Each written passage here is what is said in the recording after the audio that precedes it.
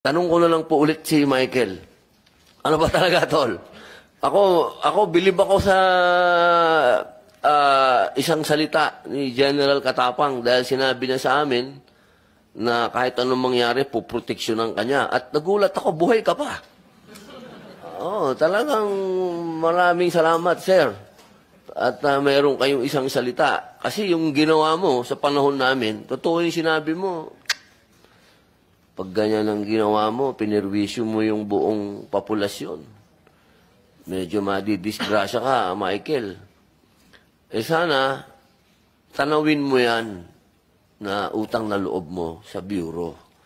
Kasi yung ginawa mo, nalagay mo sa alanganin talaga yung bureau. Lahat. Pero ang maganda lang dyan, nakita namin ngayon. Nakita namin kung ano yung mga dapat namin gawin para hindi mangyari ito. Dahil ayaw naman namin sisihin yung bureau lang.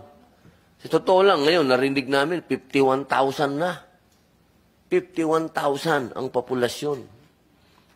Sa amin, tumatama ito. Kasi ibig sabihin nun, medyo napapabayaan namin kayo. Pero sana, aminin mo na talaga, ano ba talaga ang nangyari?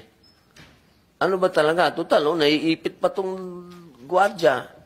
Ano ba talaga? Yung totoo. Bakit mo ako sa crack? Tibay talaga nito, Chairman. Ayaw talaga umamin. Talaga sa truck ka talaga. Opo. Okay. Sa palagay mo ba, may makakalusot pa na katulad mo? Hindi ko lang po alam. Ikaw lang talaga yung pinakamagaling sa palagay mo. Hindi ko po alam.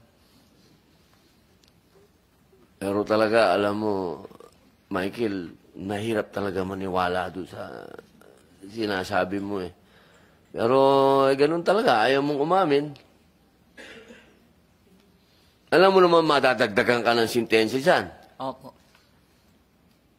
Medyo matagal-tagal kang mababadset dyan. Alam mo naman yon. Opo.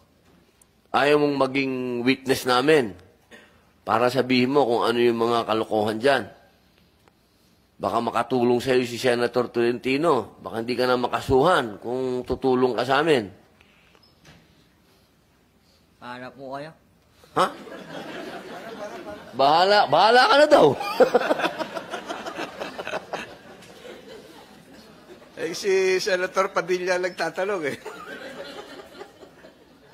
Sa'yo lang nakatingin, Senator Padilla. Sabi ko kasi, baka matulungan mo siya. Kasi, alam mo, natulungan mo na kami. Ito yung positibong banda. Natulungan mo kami lahat. Natulungan mo ang mambabatas, natulungan mo ang bureau, nalaman namin kung ano ang problema. Kami naman ngayon mag-iisip kung paano kayo matutulungan. Ito, binabasa ko nga, gumawa ako ng bill patungkol sa regionalization ng Bilibid. Kasi ayoko naman na malayo yung mga bilanggo sa mga pamilya nila. Kung po pwede, ilapit na lang sila kung nasan sila. Kung taga-Bisaya sila, doon na lang sila makukulong sa Bisaya. Kung taga-Mindanao, taga-Mindanao.